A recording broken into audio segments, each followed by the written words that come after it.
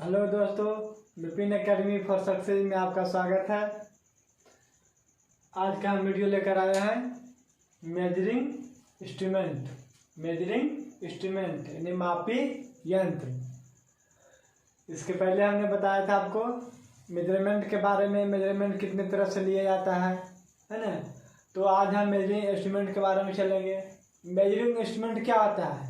जिस इंस्ट्रूमेंट से हम मेजरमेंट करते हैं, किसी वस्तु का हम माप लेते हैं, वह क्या कहलाता है? मेजरिंग इंस्ट्रूमेंट कहलाता है, मापी यंत्र कहलाता है। ठीक है, तो मापी यंत्र जनरली साधारण दो प्रकार के होते हैं। कितने प्रकार के होते हैं? दो प्रकार के होते हैं मापी यंत्र। पहला है साधारण मापी यंत्र, जिसको हम बोलते हैं ऑर्डिनरी मेजरिंग इंस्ट्रूमेंट। ठीक है, साधारण मापी यंत्र। दूसरा है सूक्ष्म मापी यंत्र, प्रिसीजन मेजरिंग इंस्ट्रूमेंट। ठीक है, तो हम लोग चर्चा करेंगे कि साधारण और प्रिसीजन क्या होता है, साधारण और सूक्ष्म क्या होता है। तो साधारण जो हम लोग जनरली प्रयोग करते हैं, इंची टेप हो गया, स्टील रूल हो गया, कैलिपर हो गया, गुनिया हो गया, ये सब से जो साधारण हम लोग प्रयोग करते हैं वो क्या कहलाता है? साधारण मापी यंत्र कहलाता है। आम कार्यों के लिए इसका प्रयोग किया जाता है। और सूक्ष्म मापी यंत्र क्या होता है? बहुत जिससे हम नग्न आंखों से नहीं देख सकते हैं, नहीं मतलब बहुत ही नग्न, जिसको हम नहीं देख सकते हैं, उस चीज को भी मापा जाता है सूक्ष्म मापी यंत्र से। जैसे सूक्ष्म मापी यंत्र मतलब ये लाइन है, एक लाइन का, इस लाइन का आप कितना भाग कर सकते हैं? इस लाइन का 1000वां भाग, इस लाइन को 1000 बराबर भाग में अगर बांट दिया जाए तो क्या हम लोग को दिखेगा? नहीं दिखेगा। लेकिन सूक्ष्म मापी यंत्र से जो है इस लाइन का 1000वां भाग को माप सकता है। यह है सूक्ष्म मापी यंत्र, प्रिसीजन मेजरिंग इंस्ट्रूमेंट। तो साधारण मापी यंत्र में क्या क्या आता है? जैसे आता है स्टील रूल आ जाएगा,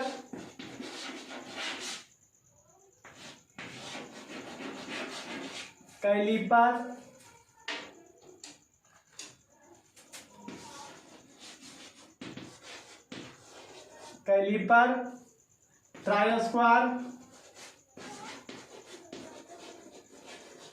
ठीक है, ये सब इंस्ट्रूमेंट आते हैं साधारण मापी यंत्र में।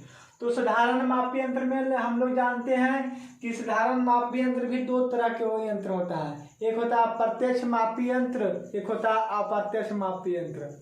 डायरेक्ट मेजरिंग इंस्ट्रूमेंट और इनडायरेक्ट मेजरिंग इंस्ट्रूमेंट। ठीक है, तो ये कैलिपर जो हो गया आपका इनडायरेक्ट मेजरिंग इंस्ट्रूमेंट है, यानी कि यह अप्रत्यक्ष मापी यंत्र है। क्या है? अप्रत्यक्ष। कैलिपर आपका है अप्रत्यक्ष मापी यंत्र। और स्टील रूल हो गया प्रत्यक्ष मापी यंत्र है। ठीक है, ट्राई स्क्वायर अप्रत्यक्ष भी हो सकता है और अप्रत्यक्ष भी। कैसे? अगर ट्राई स्क्वायर में मेजरिंग दिया हुआ रहता है, वो चेकिंग इंस्ट्रूमेंट है, उससे आपको चेक किया जाता है क्या 90 डिग्री है या नहीं है। ठीक है, मेजरमेंट इससे नहीं होता है। तो हम लोग प्रत्यक्ष मापी यंत्र क्या होता है? जैसे स्टील रूल है, जैसे मैं थोड़ा सा फिगर बनाया हूँ स्टील रूल। इसमें क्या ग्रेजुएशन लिखा हुआ रहता है, रीडिंग लिखा हुआ रहता है, तो हम डायरेक्ट मेजरमेंट करके स्टील रूल से मेजरिंग कर सकते हैं। यह कैलिपर है। ठीक है, तो कैलिपर से हम क्या डायरेक्ट मेजरमेंट नहीं कर सकते हैं। कैलिपर से माप लेने के बाद हम उसका रीडिंग लेने के लिए स्टील रूल का हम प्रयोग करते हैं। प्रत्यक्ष मापी और अप्रत्यक्ष मापी यंत्र का मैं आपको कैलिपर से किसी वस्तु को माप कर दिखाता हूं और स्टील रूल की सहायता से कैसे अप्रत्यक्ष माप लिया जाता है, कैसे प्रत्यक्ष माप लिया जाता है, मैं अभी आपको दिखाता हूं, प्रयोग करके दिखाता हूं।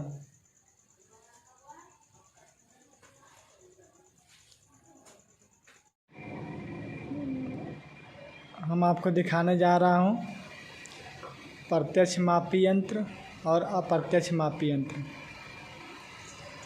डायरेक्ट मेजरमेंट और इनडायरेक्ट मेजरमेंट का इंस्ट्रूमेंट। ये डायरेक्ट मेजरिंग इंस्ट्रूमेंट है, डायरेक्ट मेजरिंग इंस्ट्रूमेंट है। इसे हम लोग स्टील रूल कहते हैं, स्टील रूल के नाम से यह जाना जाता है। यह स्टेनलेस स्टील का बना होता है। देखिए ये ब्रिटिश और मेट्रिक दोनों पद्धति में अवेलेबल है। एक तरफ सेंटीमीटर mm में है, दूसरी तरफ इंच में है। जो बड़ा बड़ा अक्षर आप देख रहे हैं 7, 8, 9, 10 वो इंच में है। जो छोटा अक्षर है 21, 22, 23, 24, 25, 26 ये जो देख रहे हैं वह सेंटीमीटर में है। इससे हम डायरेक्ट मेजरमेंट ले सकते हैं। यह है कैलिपर, आउटसाइड कैलिपर, जो अप्रत्यक्ष मापी यंत्र है, इनडायरेक्ट मेजरिंग इंस्ट्रूमेंट। इससे हम मेजरमेंट तो लेंगे, लेकिन रीडिंग करने के लिए हमको स्टील रूल की सहायता पड़ेगी। इसलिए इसको क्या कहते हैं? अप्रत्यक्ष मेजरिंग इंस्ट्रूमेंट। ये कौन सा यंत्र है? कैलिपर है, आउटसाइड कैलिपर या इनसाइड कैलिपर है। इनसाइड कैलिपर या किसी जॉब के होल को मापा जाता है इससे, ठीक है। लेकिन इसके रीडिंग के लिए भी हमको किसकी आवश्यकता पड़ती है? स्टील रूल की आवश्यकता पड़ती है। यह भी क्या हुआ? Indirect measuring instrument. Inside caliper या आउटसाइड कैलिपर, ये आपका स्टील रूल है। स्टील रूल का लिस्ट काउंट 0.5 mm होता है, हाफ mm। इंच में होता है 1/64 इंच।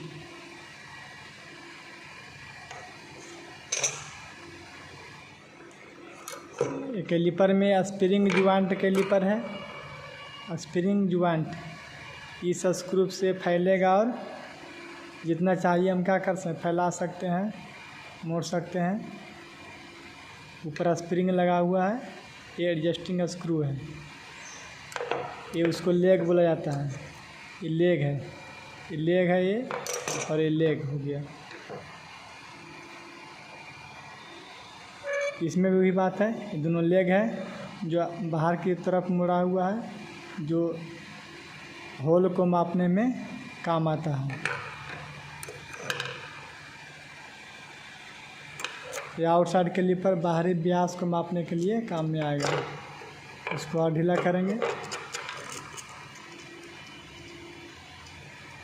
देखिए आर पार हो जाना चाहिए, यानी उतना नहीं होना चाहिए, पूरा फ्री नहीं, बीच में फंसना चाहिए। ऐसा नापते हैं कि बीच में फंसना चाहिए। देखिए बीच में हल्का फंस रहा है, बीच में हल्का फंस रहा है, यानी कि हमारा मेजरमेंट क्या है? सही है।